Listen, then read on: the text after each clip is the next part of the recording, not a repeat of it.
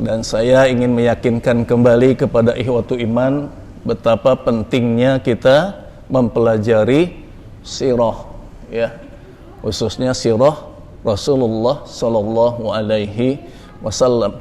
Kenapa? Nah, ini kembali nih, ya, ketenangan kita umat Islam diusik lagi, ya, diusik lagi. Saya ingat betul apa yang disampaikan kalau nggak salah oleh Kiai Makmun Murad, ya. Beliau mengatakan bahwa Islam itu akan dihancurkan justru dari dalam Islam itu sendiri. Itulah. Oleh orang Islam juga. Ya.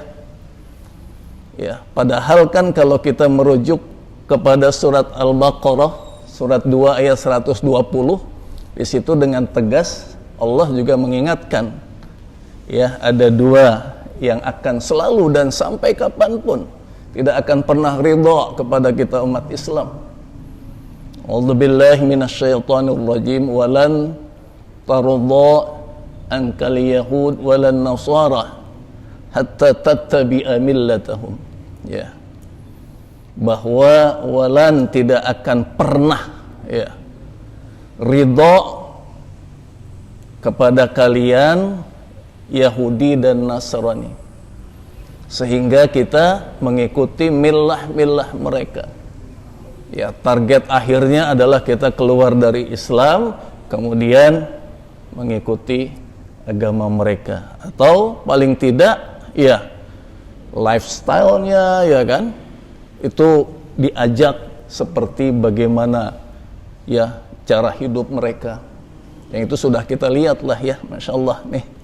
Apalagi setelah pandemi dengan PPKM sudah Bekasi level 1, ya, sekarang, ya, level 1.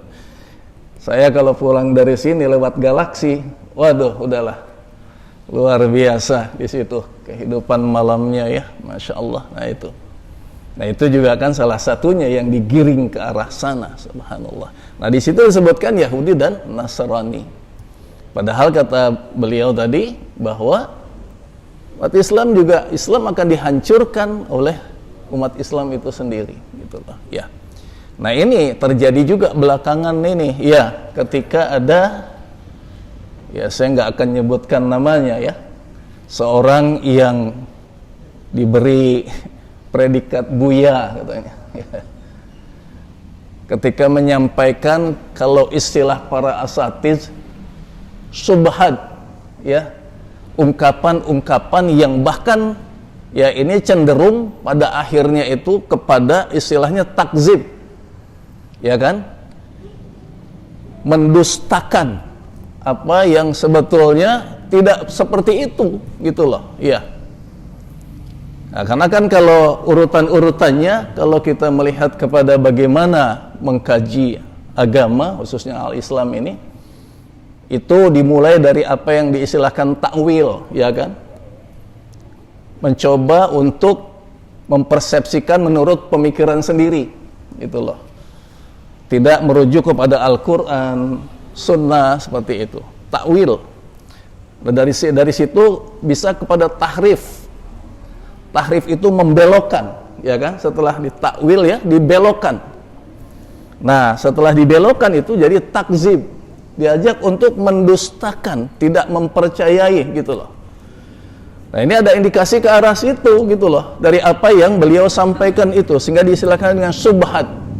Bahkan kalau ikhwatu iman sempat melihat videonya Ustadz Fahmi Salim, ya, beliau itu luar biasa, ya kan, mengkajinya, bahkan menayangkan videonya di menit dan detik keberapa beliau ini, Buya ini, menyampaikan hal-hal yang dikategorikan kepada subhat, itulah, ya, subhat.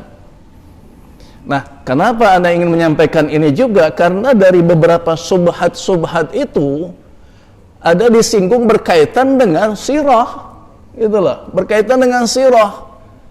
Dan beliau mempersepsikan sirahnya itu tadi ke arah, ya, tahrifnya itu dibelokkan, gitu loh, subhanallah. Dan itu menyangkut sosok Rasulullah Sallallahu Alaihi Wasallam, sosok istri Rasulullah Sallallahu Alaihi Wasallam yang sangat dicintai, siapa? Siti, Ya, kita sering menyebutnya Siti Khadijah ya, padahal namanya sebetulnya Khadijah.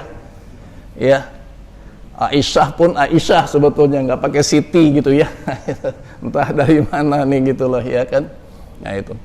Ditambah lagi juga sosok sahabat Rasulullah Shallallahu Alaihi Wasallam selain Ali bin Abi Thalib. Nah ini, kalau udah seperti ini semakin memperjelas nih.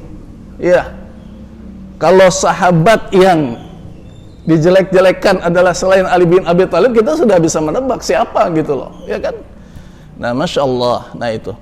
Nah, sekali lagi, apa yang disampaikan itu juga menyangkut masalah sirah, terutama yang berkaitan dengan sosok Rasulullah Sallallahu Alaihi Wasallam. Oleh karena itulah saya kembali meyakinkan, ya kan, bahwa kita mempelajari tentang sirah, subhanallah, insya Allah ketika ada hal-hal yang seperti ini, kita nggak akan goyah, gitu loh. Ya kan, kita nggak akan goyah. Ya, apa aja sih? Wah, padahal kalau yang menyangkut masalah akidah aja juga luar biasa, ya kan? Disampaikan itu. Ya, misalkan contoh yang berkaitan dengan akidah apa? Ketika beliau mengatakan bahwa Islam ini belum sempurna, coba ya. Islam dibilang belum sempurna karena di dunia ini nggak ada yang sempurna katanya. Ya, merujuknya kemana? Merujuknya kepada surat Al-Ma'idah ayat yang ketiga yang selama ini kita fahami ini adalah ayat yang terakhir turun kepada Rasulullah Sallallahu Alaihi Wasallam. Walaupun harus dipertegas lagi, yang dimaksud ayat terakhir ini adalah ayat yang istilahnya ayat muhkam, ya kan? Ayat-ayat hukum. Karena sebetulnya setelah surat Al-Ma'idah ayat 3 ini masih ada beberapa ayat yang turun. Itu ya, ini harus dipahami seperti itu. Nah, hanya memang ayat ini adalah ayat yang mempertegas sebetulnya berkaitan dengan apa yang dibawa oleh Rasulullah itu. Ya. Ditambah lagi memang ayat ini, surat Al-Ma'idah ayat 3 ini disampaikan oleh Rasulullah itu ketika haji wada. Ya. Haji wada, tepatnya itu ketika di Yaum Arafah. Ya, disampaikan ini. Nah, oleh beliau dipersepsikan ketika di situ ada, ya kan, firman Allah, apa bunyinya? Ya. A'udzubillahi minasyaitonirrajim, ya kan, di tengahnya itu ya. Setelah di awalnya kan ada berkaitan dengan masalah hukum ya, daging ya dan lain sebagainya gitu ya. Di situ diungkapkan al-yauma akmaltu lakum dinakum. Ya kan? Ya. Wa atmamtu alaikum nikmati wa raditu lakumul islama dina. Ya. Al-yawma pada hari ini akmaltu lakum. Ya, menggunakan kata akmal dari kamal, kamil, yang artinya sempurna bagi kalian, ya kan? Dinakum, agama ini al-Islam. Iya. Nah, ini kata beliau yang dimaksud itu adalah bukan Islamnya yang sempurna, tapi sejak hari itu bahwa tugas Rasulullah itu sudah sempurna, sudah selesai. Kalau Islamnya belum sempurna katanya. Sehingga siapa yang akan menyempurnakan Islam? Para ulama katanya, coba. Para ulama yang akan menyempurnakan Islam. Makanya ulama itu diberi predikatnya apa? Al-ulama warasatul anbiya, gitu kan ya. Ulama itu pewaris Nabi. Nah, yang diwarisinya itu adalah ini katanya, menyempurnakan agama nih, Islam. Waduh, Masya Allah, ya kan? Sampai begini kan soal akidah, ya kan? Masya Allah, sampai sebegitunya gitu loh. Ya. Padahal itu ya, kalau itu nanti soal tafsir tuh ya, bagaimana menafsirkan ya kan kata-kata akmal tuh ya kan, yang kalau di rujukannya kepada sifat Allah kan, diantaranya apa? Kamil ya kan, yang maha sempurna gitulah ya kan. Nah ya kan, di situ yang menariknya lagi, kenapa kalau untuk din, untuk agama itu menggunakan kata kamil, sempurnanya. yaitu menjelaskan bahwa berbicara Islam itu adalah kaitannya itu adalah agama yang langsung dari Allah gitu loh. Nah, ketika menyebut soal nikmat, nggak menggunakan kata kamil, tapi menggunakan kata apa? Atmamtu, ya kan? Tam. Tam ini juga sebenarnya artinya sempurna, gitu loh. Tapi beda sempurnanya kalau untuk nikmat, gitu, ya kan? Makanya menggunakan kata tam. Nah, di sini berbedanya. Subhanallah, Masya Allah, ya kan? Beliau itu mengatakan Islam belum sempurna. Itu contoh yang masalah akidahnya. Masih banyak lagi yang lain itu. Ya.